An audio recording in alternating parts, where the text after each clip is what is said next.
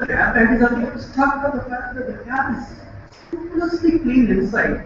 Particularly New York cabs are the only competition to Indian cabs in terms of how filthy they can be. So the guy was very struck. And then Valley comes in, takes his seat, but before he starts, he gives him a long card. And he gives him some newspapers and magazines. He says, in case you want to read, here is some material for you. And this card has the list of music that is available in the vehicle. If you like pop, if you like classical, whatever you tell me, I'll play that music for you. And then he says, incidentally, just for your information, I keep some Coke in my icebox and some coffee in my thermos, just in case you want, but I charge, it's there in the rate list. And then he says, if you are new to the city, I could point out the highlights of the city for you. If you want me to shut up and mind my business, I'll start driving from this point on. And then he just says one other thing. He says, from here to your destination, there are two routes possible. One is a little longer but takes less time. The other is a little shorter but takes a little more time because it's congested. The traffic at this time of the day, you can tell me which route you want me to take. And by now, Harvey Mackay finds that every single word that Harvey had put down in his mission statement, he's living it. Every single word is being lived. And then he says, Harry, tell me one thing. Were you always like this? He says, no, I wasn't always like this. I was just one of the gang. I used to run as shabby a cab as any and so forth.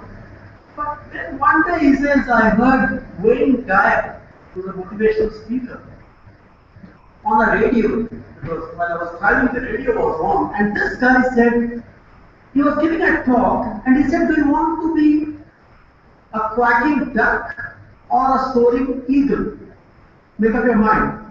A quacking duck is on the ground perennially complaining, quack, quack, quack, quack, quack. A soaring duck rises above it all and in control. He said, I decided I must be a soaring eagle rather than a quacking duck. I decided I want to clean up my act, clean up my cab, make my clients feel more welcome. But he says in the meanwhile, what happened is, many of the clients who came in, they started taking his card, saying, hey, next time I come, I want you again. So he said, that suited me very well. So I started receiving calls. But soon it came to a point where there were 7 people wanting him at the same time. And he couldn't be there for 7 people together. So he says, I asked some of my friends, hey, look here guys, you have a deal. You keep your cab like this, you do certain things that I do. And if I have a spillover, I'll refer that business to you for a 10% commission. Because otherwise, the service providers were charging 20%. So he said, I'll give for 10% commission, I'll give you business. But conditions were you maintain the cab like this. So before you knew it, he says he was running from a public taxi, a virtually limousine service. Okay. He was becoming an inspiration for the other cab drivers. He was on the way to actually putting a wonderful, you talk about Uber. This is a kind of an Uber much before its time, right?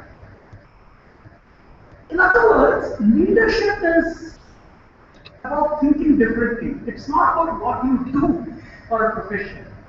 You can be a janitor. I always say it's better to be the best janitor on the street than a mediocre manager in town. Because there is a kind of a satisfaction in being the best janitor on the street, which is its own reward. Okay? There is another story which I often tell the younger generation. This is the story of a small street kid in Calcutta by name Subhash. Born and brought up on the streets of Tianga and Howrah. Father at Dunkirk, one finally runs away from home. The mother is a housemaid. The kids have only the platforms to live on, used, abused. and everything else that happens in the Indian railway stations. One day the kid takes a train to Delhi and lands up in Delhi railway station, where a whole lot of these racketeers congregate to pick up exactly such kids. Because some of them may be bootleggers, some of them may be drug peddlers, some of them may be begging racketeers or whatever. They are always looking for these things. And this kid ends up with somebody who's exploiting labor, so he's working in some shack as a cheap labor in a dhaba-like thing, where he meets a decent couple who try to give him a break in their home and try to teach him how to read. So he has read 3 books in his life. He has read My Experiments with Truth. He has read Ekla Chorore and Nauka to Be of Rabindranath Tagore. That's the only 3 works he has ever read in life. And then he starts taking a stock of his life. What are my strengths and weaknesses? He is not educated. He has no money. He has no family. He is living off somebody and he doesn't know how long they will keep him anyway. So on the negative side, there's a long laundry list. But on the strength side, what is my strength is a question that he asks himself. What strengths would you find in a kid like that who is born and brought up on the street for 3 years has been given a very decent family, who is not a penny to his name? And he says, my only strength was I understood the street kid's life better than anybody else could. That is his strength.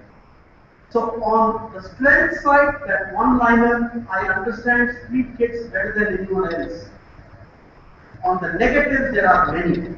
Now, if he is to build a life, he is to build a life on that one strength. I understand street kids. So what does he do? He talks to his benefactors and says, I want to work in some NGOs which work with runaway children. So they help him. He works as an office boy, as a load grade clerk, running errands. But he's keeping his eyes and ears open for how these institutions operate. He tries to understand, are they doing what the street kids really need, or are they doing something that they believe the street kids need? Because he understands the street kids' needs better than anyone else does. He tries to understand who funds these institutions. He tries to understand what are the information systems which tell you whether the organization is running well or not. So over a 6 or 7 year period, working with 2 or 3 different NGOs, he understands the ropes of all these NGOs that work with street children. And then he says, he decides to set up his own NGO. He doesn't have a place, he has nothing. But what he has is a resolve. At 6 in the morning, he says he goes to the Nizamuddin railway station every morning to pick up the kids who arrive by Howrah Lane or whatever. And he says, I know what they need immediately is food, washing, and a patient here. Just to listen to them. And as of today, he has put thousands of kids back to their families, or he has educated thousands of kids. He gives every kid a bed to sleep in and one good meal a day and tries to train them in some vocation or other, and his NGO is called Anubhav. So what are we trying to say in all these examples? I think I've given you enough examples. I won't rattle off any more, but one can go on all day with examples of these kinds. That leadership is about how we think. It is not about what position we are in, what we are designated as.